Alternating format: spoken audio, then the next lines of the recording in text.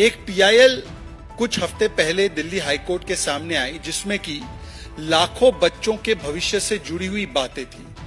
दिल्ली के अंदर लाखों ऐसे बच्चे हैं जिनको टिन के क्लासरूम में बैठना पड़ता है, टिन के बिल्डिंग में बैठना पड़ता है। हजारों ऐसे बच्चे हैं जिनको text book, writing material, black board, desk, ऐसी कोई बेसिक सुविधा भी प्राप्त नहीं है उन स्कूलों में। और ये सब स्कूल जो है ये अरविंद केजरीवाल और उनकी सरकार की जिम्मेदारी के तहत आते हैं।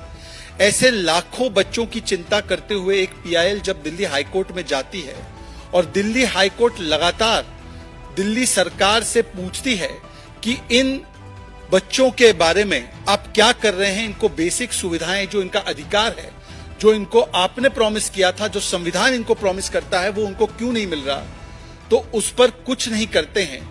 और आज दिल्ली हाईकोर्ट की तरफ से जो फाइंडिंग्स और बातें सामने निकल कर आई हैं, मैं आपके सामने पेश करना चाहता हूं। सबसे पहले दिल्ली हाईकोर्ट के एक्टिंग चीफ जस्टिस वो कहते हैं, और ये अरविंद केजरीवाल और अरविंद केजरीवाल का प्रतिनिधित्व करने वाले वहां पर जो मंत्री सौरभ भारद्वाज और उनके वकील से कहते हैं, how much power can you appropriate to yourself?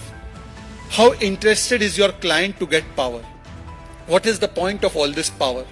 This arrogance of power is at its highest.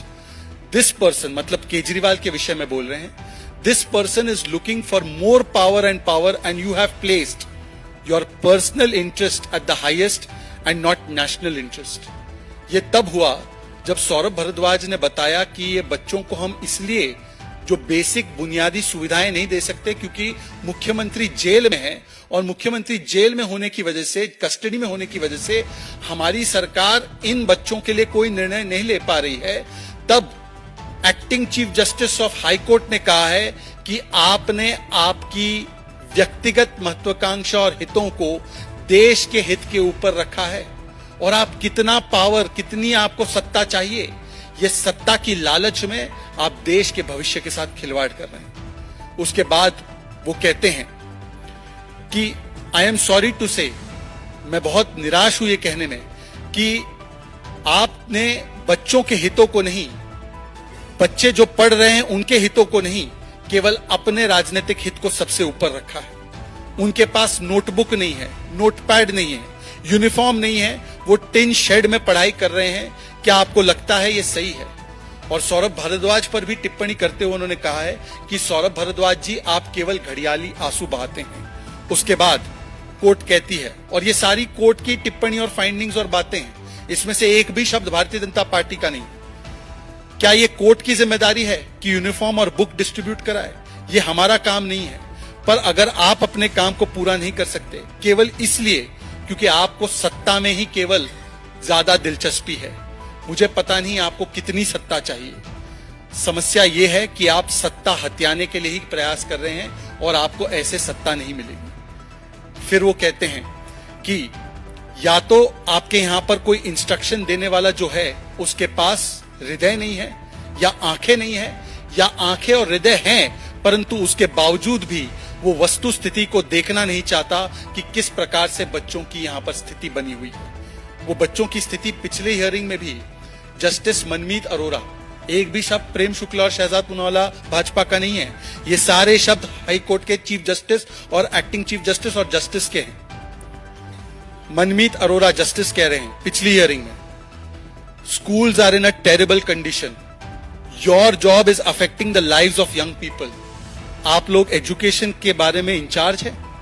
You are not suppose to just publish announcements in newspapers कि स्कूल्स बहुत अच्छे हो गए, केवल एडवर्टीजमेंट मत डालिए।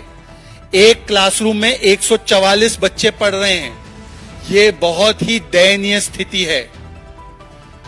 हमने सुना है कि एक ही समय पर, सुनिए इसको, ये वर्ल्ड क्लास एजुकेशन मॉडल की धजिया उड़ा रहे हैं दिल्ली हाईकोर्ट के जजेस। हमने सुना है कि एक ही समय पर अलग अलग टीचर एक ही क्लासरूम में अलग अलग सब्जेक्ट पढ़ा रहे हैं। आधा समय एक बच्चा एक दिशा में देख रहा है और बाकी के समय दूसरे दिशा में देख रहा है। The problem is that no senior functionaries children are studying in the schools. कोई भी वरिष्ठ नेता मंत्री के बच्चे इस स्कूल में पढ़ नहीं रहे।